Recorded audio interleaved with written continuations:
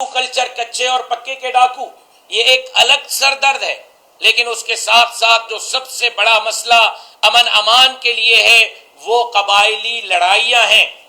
روزانہ قبائلی لڑائیوں کے بنیاد پر لوگ قتل ہو رہے ہیں اور فیصلے نہیں ہو رہے، جرگے نہیں ہو رہے۔ بندوق اس وقت تک نہیں جو ہے وہ آپ لے سکتے جب تک آپ قبائلی لڑائیوں کے خاتمے نہیں کراتے، اور جنہوں نے تاریخیں دینی ہیں قبائلی لڑائیوں کے خاتمے کی وہ تمام وڈیرے سردار اور نواب سندھ حکومت میں بیٹھے ہوئے ہیں، سندھ اسمبلی میں بیٹھے ہوئے ہیں۔ سندھ حکومت کے ناک کے نیچے بیٹھنے والے وہ ایم این ایز، وہ ایم پی ایز، وہ جو ہے منسٹرز ایسے کیسے طاقتور ہو گئے کہ وہ سندھ کے اندر قبائلی لڑائیوں کے ذمہ دار بھی ہیں اور سندھ حکومت کے منظور نظر بھی ہیں۔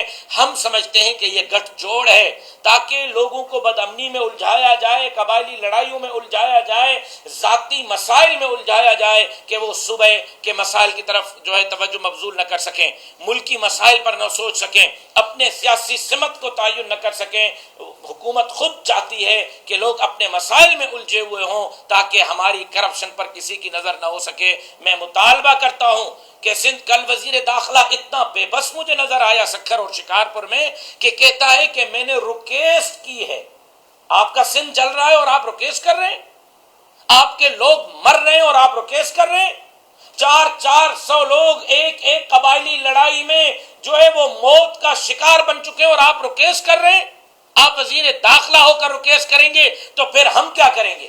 وزیر داخلہ کا کام ریکویسٹ کرنا تو نہیں ہے، وزیر داخلہ کا کام، حکومت کا کام تو ڈنڈے کے زور پر امن امان قائم کرانا ہے۔ اگر وزیر داخلہ اتنا بے بس ہوگا اپنے وڈیروں اور سرداروں اور نوابوں کے سامنے تو پھر کل امن امان کون قائم کرائے گا؟ لہٰذا جمعیت علماء اسلام کی صوبائی مجلس شورا نے مطالبہ کیا ہے کہ سندھ حکومت قبائلی لڑائیوں کے خاتمے کے لیے فوری طور پر کردار ادا کرے، اپنی صفوں میں بیٹھے ہوئے سرداران نوابان کو ٹائم اور الٹیمیٹم دے کہ اس ٹائم کے اندر آپ لڑائیاں ختم کرائیں، ورنہ آپ کے خلاف کارروائی ہوگی۔ دیکھیں کہ قبائلی لڑائیاں ختم ہوتی ہیں یا نہیں ہوتی۔